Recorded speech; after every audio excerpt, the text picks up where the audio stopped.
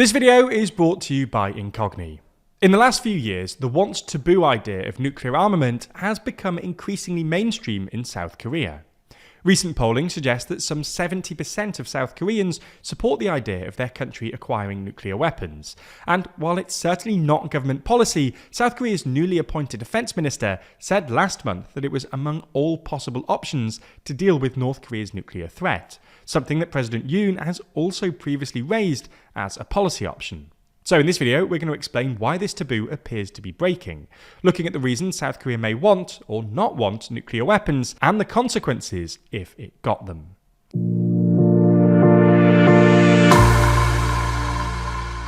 Before we start, if you haven't already, please consider subscribing and ringing the bell to stay in the loop and be notified when we release new videos. So why might South Korea want nuclear weapons?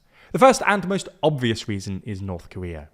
North Korea conducted its first nuclear test back in 2006, and in defiance of international sanctions, it's continued to develop its nuclear program, and is believed to possess 50 nuclear warheads and the capability to produce more. In the past few years, it's accelerated the pace of its ballistic missile testing, and Kim Jong-un has ramped up his rhetoric, pledging to expand his nuclear arsenal exponentially. Under Kim, North Korea no longer sees South Korea as a partner of reconciliation and reunification, instead declaring the South as its principal enemy. So, for South Koreans in favour, acquiring nuclear weapons is seen as a deterrent against an increasingly bellicose and nuclear-armed neighbour. It's worth pointing out that South Korea is, and has been for 7 decades, under the US nuclear umbrella, i.e. the nuclear-armed US has promised to protect non-nuclear South Korea in the event of aggression. This, in theory, should help prevent the proliferation of nuclear weapons, because if your ally has them and promises to protect you, why would you need them? However, it hasn't always been that simple.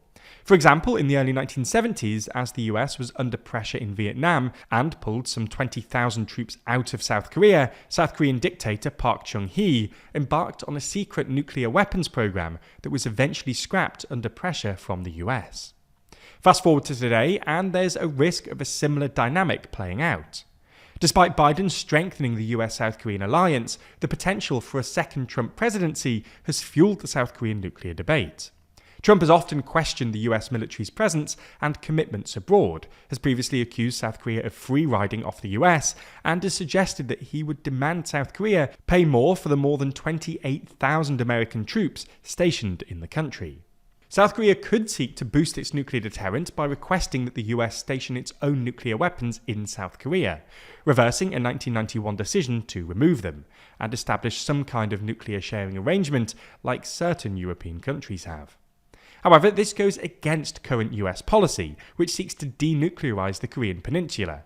Plus, it wouldn't amount to an independent nuclear deterrent, and could be subject to reversal by future US administrations. Should South Korea want genuinely independent nuclear capabilities, it would have to build them itself. As a high-tech developed country with a world-class civil nuclear industry, South Korea has the technical capability to develop nuclear weapons. But what would the consequences be? If South Korea were to go nuclear, and remember this is not current government policy, rather than attempting to do so covertly like in the 70s, it would likely do so publicly. This would entail leaving the Non-Proliferation Treaty, or NPT, which South Korea has been a member of since 1975. For context, the NPT is the international treaty that aims to prevent the proliferation of nuclear weapons, and it has 190 member states, including several nuclear-armed countries.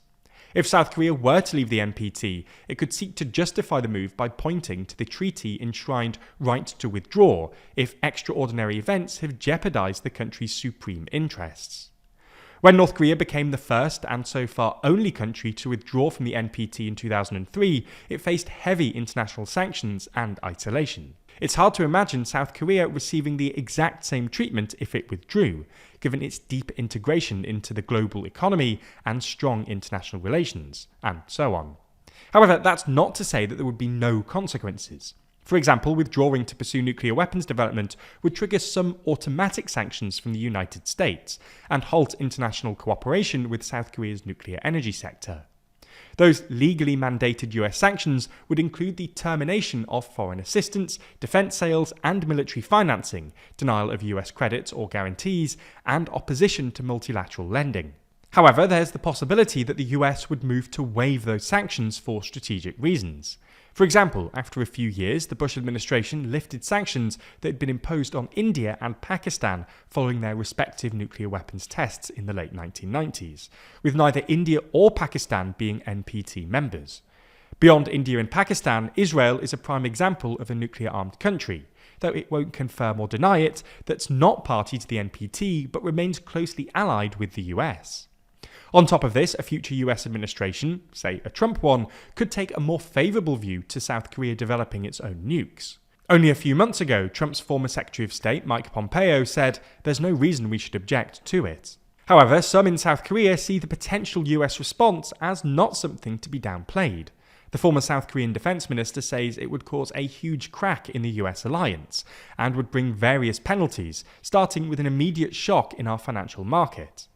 Regardless of the US reaction, China, South Korea's biggest trade partner, would almost certainly impose punitive sanctions, as might some European countries and anti-nuclear G20 states.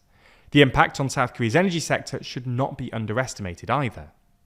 But none of this actually answers the fundamental question of whether nuclear weapons would actually make South Korea safer or not. Advocates would say yes, it would provide a crucial deterrent against a nuclear-armed North Korea, and could even provide a possibility for mutual disarmament further down the line.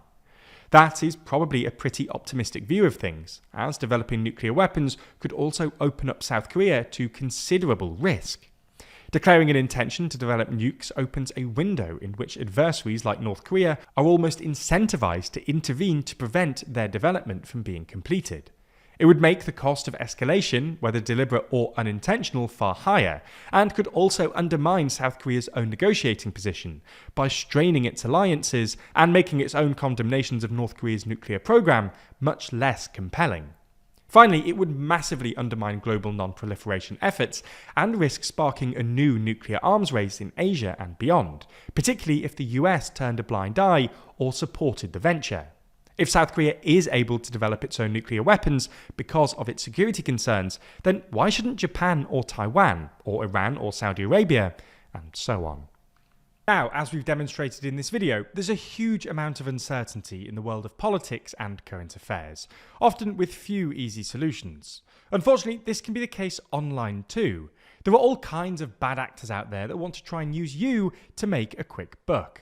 Take, for instance, data brokers. They collect, aggregate, and sell your personal information, including names, aliases, social security numbers, login credentials, home addresses, location history, online activity, and more to the highest bidder.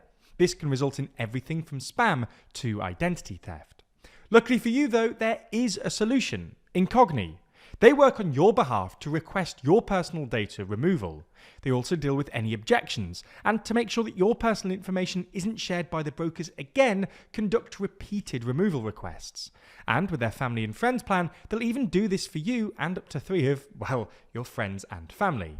So, create an account with our link in the description. Grant Incogni the ability to work on your behalf, and sit back as they make you safer.